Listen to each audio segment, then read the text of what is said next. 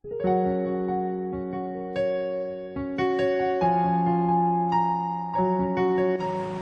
salam. Selamat berjumpa kembali. Kita bersyukur. Mari kita akan berdoa sebelum kita belajar dengan firman Tuhan. Terima kasih Bapa di surga, kami mengucap syukur buat kebaikan Tuhan dan kemurahan Tuhan. Kasih dan anugerah-Mu terus menyertai kami, melawat kami dan memberkati kami. Kasih karunia-Mu terus memelihara kami. Terima kasih Bapa. Kami mengucap syukur, kami berdoa di dalam nama Tuhan Yesus. Haleluya. Amin. Baik, pada kesempatan ini kita akan belajar dengan firman Tuhan yang kita ambil di dalam kitab Injil Lukas pasal 1 ayat yang ke-30. Ayat yang ke-30, ayat ini berkata demikian. Kata malaikat itu kepadanya, "Jangan takut, hai Maria, sebab engkau beroleh kasih karunia di hadapan Allah." Amin. Nah, Bapak Ibu Saudara terkasih dalam Tuhan, kasih karunia Allah itulah yang memampukan Maria untuk menjalani hidup. Hanya kasih karunia yang memampukan seseorang untuk menjalani hidup di dalam menghadapi setiap permasalahan yang di luar batas akal sehat manusia. Nah, Bapak Ibu Saudara terkasih dalam Tuhan, mungkin Bapak Ibu Saudara mendengar cerita tentang pemberitahuan tentang kelahiran Yesus sudah terlalu sering. Tetapi setidak-tidaknya dalam tahun 2020 Natal ini, jangan hanya sekedar kita mendengar cerita, tetapi marilah kita jadikan momen terbaik, momen terbesar di dalam sepanjang sejarah kehidupan kita. Kenapa? Karena tahun 2021 adalah tahun di mana kita akan menghadapi sesuatu yang kita sama sekali tidak tahu apa yang akan terjadi tahun 2021. Roh Kudus, kasih karunia yang Allah berikan kepada Maria untuk menjalani hidup, juga Roh Kudus, kasih karunia yang akan diberikan kepada setiap Bapak Ibu Saudara semua, kepada kita semua. Alkitab mengatakan, engkau beroleh kasih karunia di hadapan Allah. Hanya kasih karunia yang memampukan Maria. Ketika malaikat Tuhan berkata, kamu akan mengandung dan kamu akan melahirkan seorang anak laki-laki dan kau akan menamakan dia Yesus. Saudara, Maria sama sekali tidak ngerti.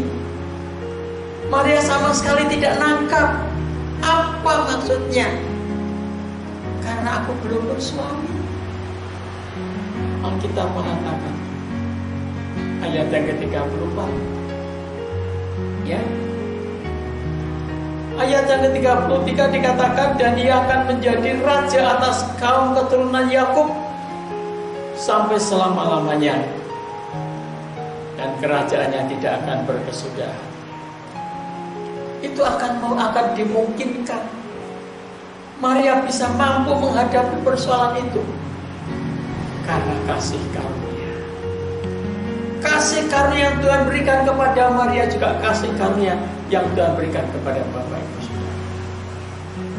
Di dalam Efesus pasal 2 ayat yang ke-8 dikatakan, oleh kasih karunia kamu diselamatkan.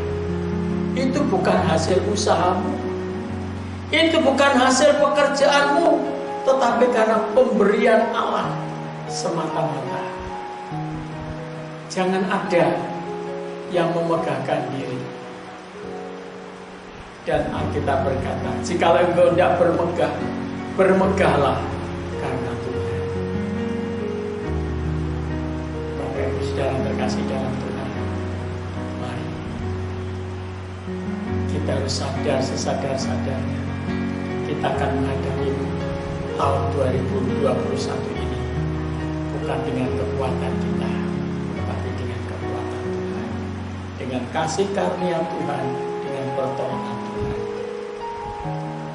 Dan Alkitab mengatakan dalam ayat selanjutnya, ayat 35, jawab malaikat itu kepadanya, Roh Kudus akan turun ke atasmu, dan kuasa Allah yang Maha Tinggi akan menaungi engkau.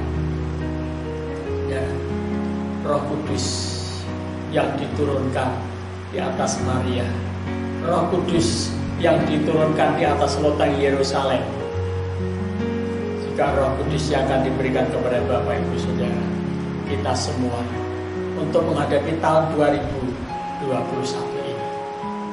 Ada banyak tantangan, ada banyak masalah yang kita tidak tahu. Tapi percayalah, Bapa di surga tahu apa yang akan terjadi tahun 2021. Saya ceritakan sedikit. Berapa tahun bulan November kami mengadakan rapat untuk sedianya mau mengadakan Natal wilayah. Tapi tiba-tiba mati zona merah. Akhirnya Natal wilayah digagalkan. Dan cerita singkatnya, pada tanggal 16 Desember kemarin itu harusnya Natal wilayah, tapi karena digagalkan, tidak tahu apa yang terjadi. Ternyata adalah sesepuh kami tanggal 16 itu dia mengalami satu sakit yang tidak terkatakan, dan sampai akhirnya dia dipanggil Tuhan. Saudara, bisa memberitahukan ini hanya satu contoh, sedikit contoh saja, bahwa sesungguhnya Tuhan sudah mengetahui ketika Bapak rohani saya, pimpinan saya, penasihat organisasi akan dipanggil Tuhan. Dia sudah tahu. Tuhan sudah atur sedemikian rupa. Coba seandainya hari itu tetap ada Natal, betapa sulitnya, betapa repotnya, betapa kacaunya.